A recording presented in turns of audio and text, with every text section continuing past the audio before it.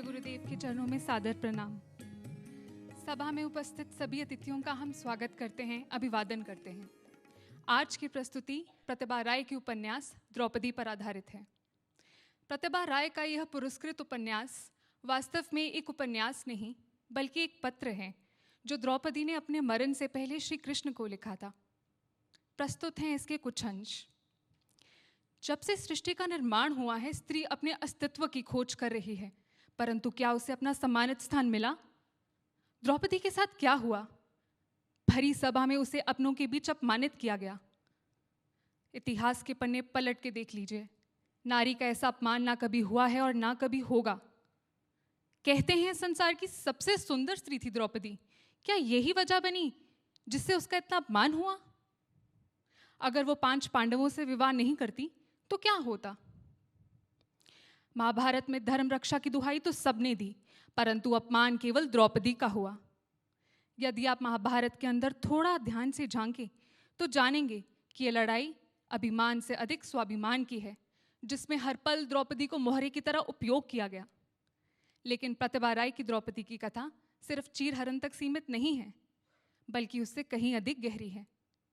प्रतिभा राय ने द्रौपदी के चरित्र की इन्हीं गहराइयों को छूने की कोशिश की है। तो आइए देखते हैं महाभारत के इतने बड़े विनाश के पश्चात द्रौपदी के मन में क्या है। लेखक व निर्देशन ओम कटारे।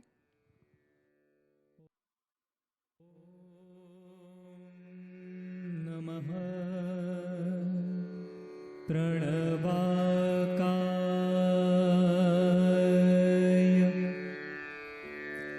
शुभज्ञाय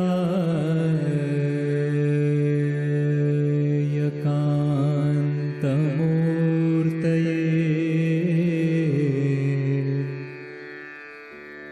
निर्मलाय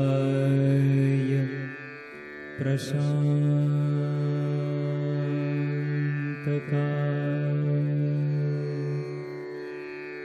दक्षिणामूर्तये नमः। ॐ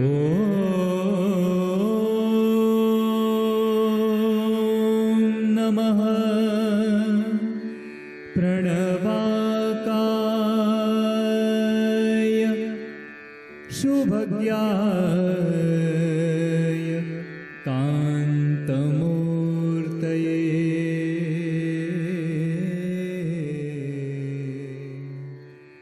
निर्मलाय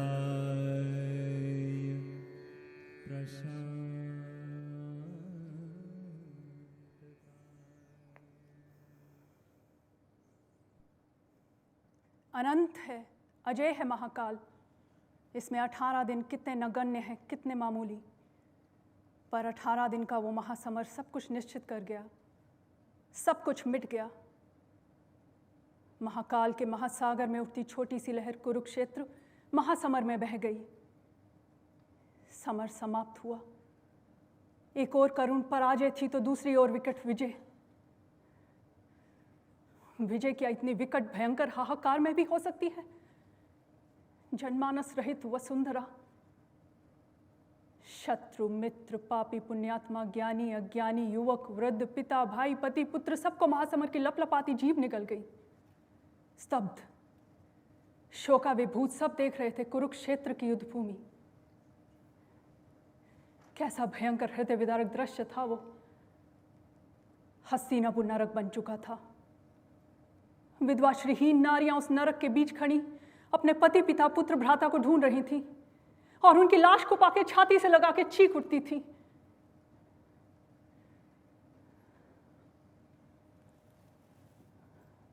अब किसे लेके होगा ये विजय महोत्सव? जिन्हें अधिक चाहा उन्हें ही छीन के ले गए महाकाल मेरे हाथों से।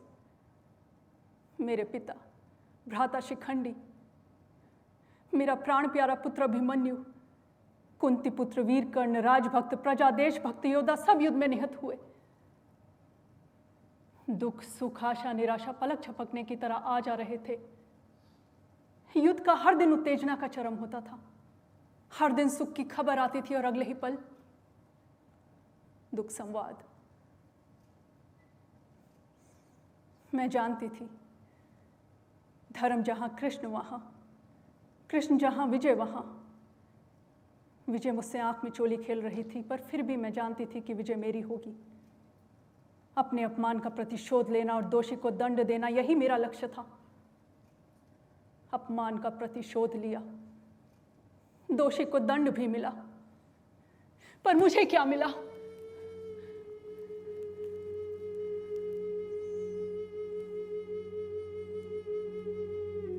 क्या दोष था मेरे पुत्र अभिमन्यु का?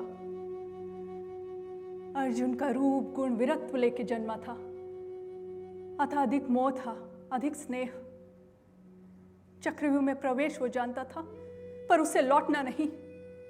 फिर युधिष्ठिर ने ऐसे कोमलमती को सप्रथियों से लड़ने भेज दिया।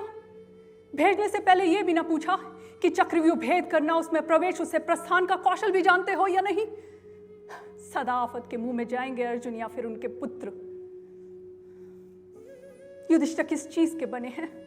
जैसे हृदय नाम का कुछ है ही नहीं। धर्मात्मा पुरुष कैसे निष्ठुर होते हैं। पुत्र अभिमन्यु की नार की हत्या से मैं अंदर से क्षीण हो गई थी। 7 रथियों ने मिलकर उसकी जान ली थी, और हत्याकांड के नायक थे अभिमन्यु के ताऊ कुंती पुत्र कर्ण। अभिमन्यु के मृत्यु शोक में मैं टूट गई। तब सोचा कर्ण की मृत्यु से पुत्र शोक थोड़ा कम हो। कर्ण की मृत्यु की खबर सुनी। उनका रथ चक्र धरती में धंस गया था, उठाने जा रहे थे, तब कृष्ण के निर्देश पे निरस्त की हत्या कर दी मेरे पति अर्जुन ने। अर्जुन ने ऐसा क्यों किया? हृदय पे पत्थर रख के सहना पड़ा कर्ण की मृत्यु का शोक।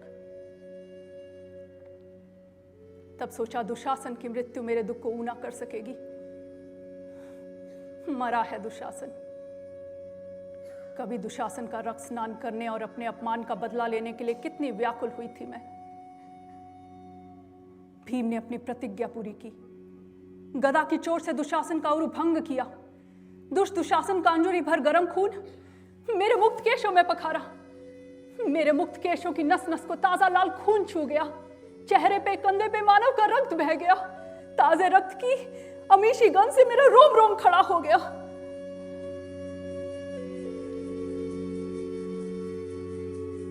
कभी सोचा था दुशासन का रक्त मेरे हृदय को शांत करेगा, पर आज लगता है कि रक्तपान तो केवल पशु को ही तृप्त कर सकता है। जिसमें मानवीयता की थोड़ी सी भी भाव न होगी, उसे मानव के रक्त की होली से कभी भी शांति नहीं मिल सकती। कितने ही प्रतिहिंसा में डूबी हूं। मैं नारी हूं, मानव रक्त से कैसे शांति पा सकती थी? भीम की विराट काया और दुशासन के रक्त को देख के मैं सिहर गई। आदमी में छुपे पशुत्व को देख के मैं कांप उठी। ऐसा ही तो लाल रहा होगा मेरे अभिमन्यु का रक्त, मेरे पिता बंधु सहोदर का रक्त। धरती कभी रक्तपात कर तुष्ट नहीं होती है। वो तो मां है, जीवनदात्री है, वीर प्रसू है, पर अपने दुख और वेदना में अंधा इंसान ये कभी समझ नहीं पाता। आज दुशासन का रक्त स्नान मुझे यही बता रहा था। भीम ने एक और अंजुरी रक्त मेरे केशों पे डाला और मैं चीख उठी, बस बस मुझे जीने दो, मुझे किसी और पृथ्वी पे ले चलो। हे नाथ, मैं नहीं सह सकूंगी। दुशासन के रक्त में मुझे अभिमन्यु के रक्त की गंध आ रही है। मुझे राक्षसी ना बनाओ, मुझे राक्षसी ना बनाओ।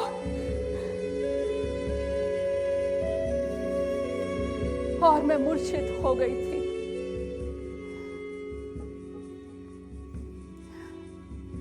जब चेतना लौटी तो मैं शिविर में थी।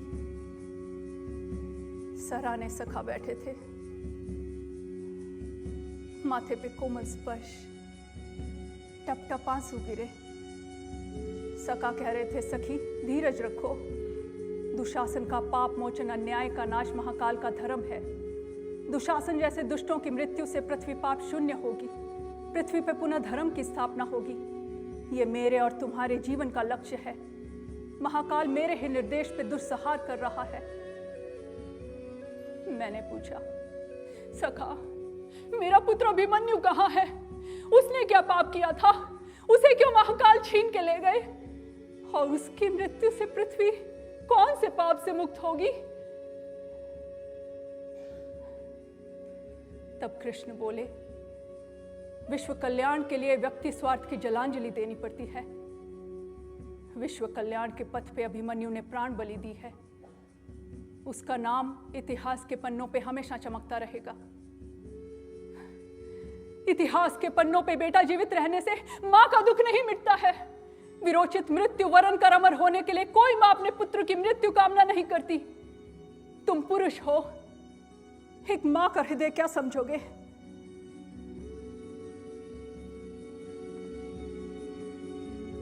तब कृष्ण बोले, यज्ञसेनी, मैं अभिमन्यु का मामा हूं।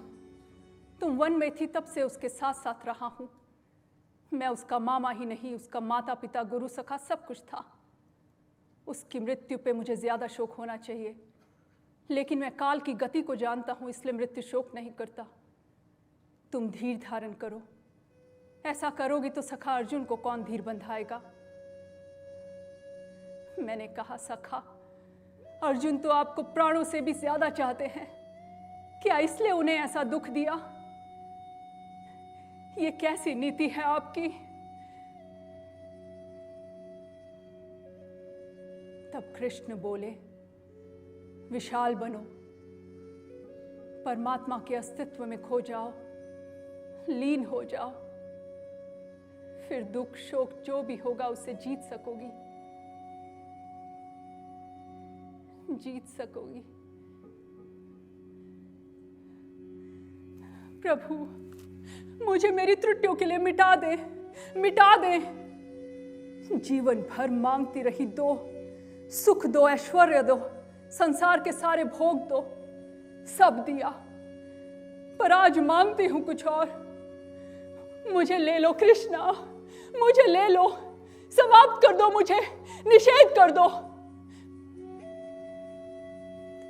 तुमसे जो विभक्त ना हुआ वही तो तुम्हारा भक्त है।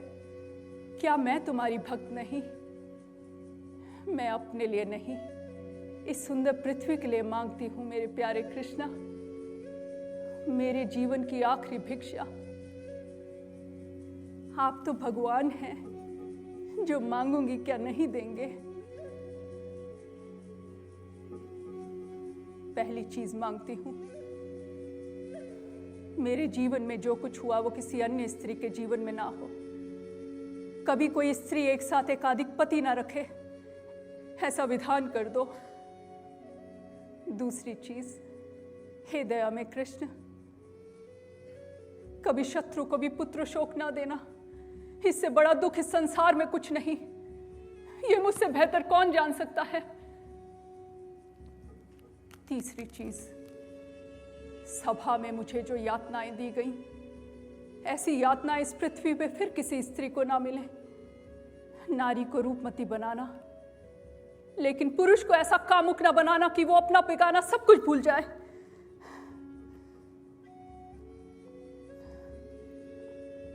चौथी चीज मांगती हूं इस जगत के लिए, कलयुग के आगामी वंशधरों के लिए।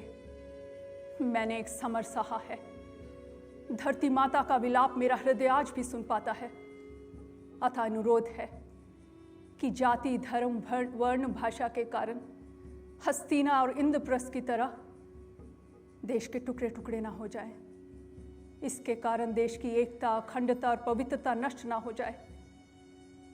मैं एक महासमर का परिणाम भोग चुकी हूं। युद्ध में जूझते दोनों ही पक्ष क्षतिग्रस्त होते हैं, जेता और पराजित दोनों बंधु रहित हो जाते हैं। सभ्यता, संस्कृति, धन और जीवन का लोप हो जाता है।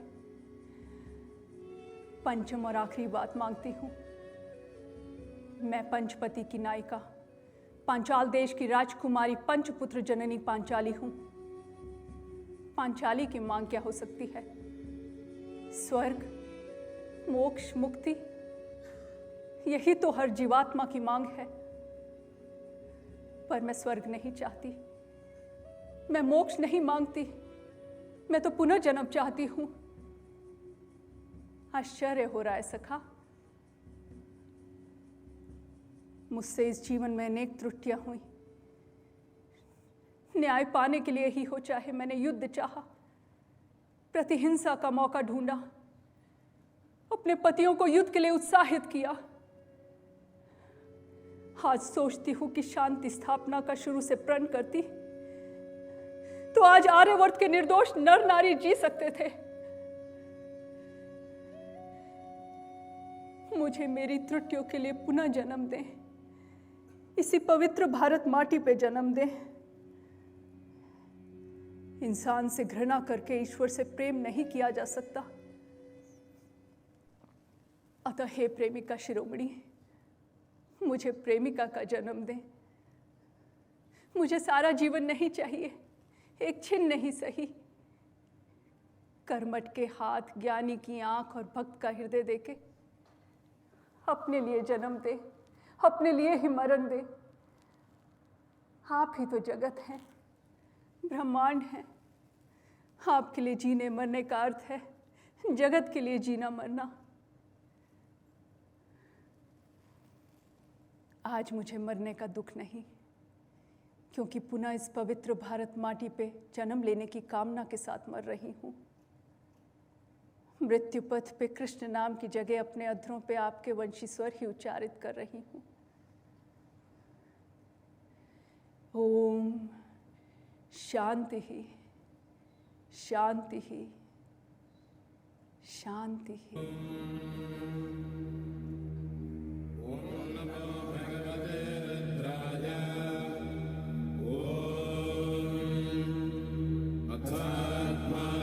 शिवात्मानकं श्रीरुद्ररूपं ध्यायेत्। शुद्धस्फटिकसङ्काशं त्रिनेत्रं पञ्चवक्त्रकं गङ्गाधरं दशभुजं सर्वाभरणभूषितं नीलग्रीवं शशाङ्कं